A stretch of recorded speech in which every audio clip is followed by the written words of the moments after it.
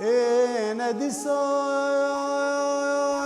ديسا ديسا ديسا ديسا ديسا انا ديسا ديسا ديسا ديسا ولیه وانه به دست خانم یک نویسا داد از قصدکی تعداد دانی اسلاوه مشتراهنه ببارو قنطارا لامتران عیسا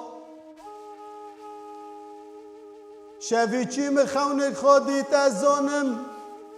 مریم و علی وال باتنه وک جوته کفوکا کتنه لیسا تو روان به دست مخه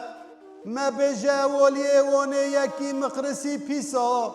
از بتدم جمال و موالدنه جزه روزی و جپرا به هجمار هزار کیسا آی آی آی آی دلیل دلیل دلیل دلیل دلیل دلیل دلیل دلیل دلیل جخراسك لفو متراني لفو هوگچی لفو براني بلا دایکو عیسا بتنه بجه لدور دنه مچوگه خبردان سرگوله خالیکا مبتنه کرک هانی مکرک هانی دوه چاقه متران عیسا دین بو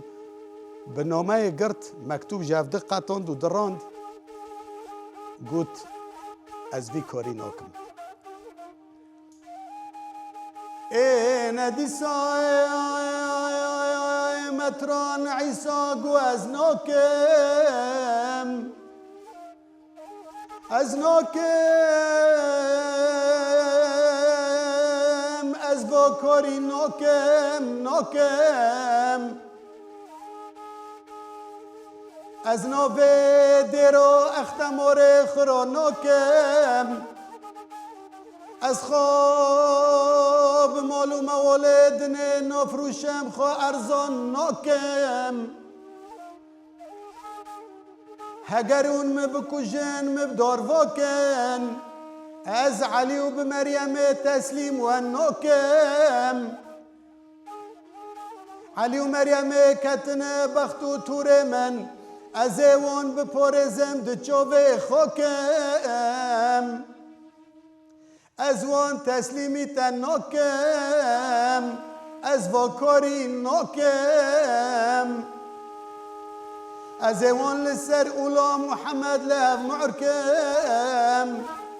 هگر هون بدار خینن بدار واکن از واکاری ناکم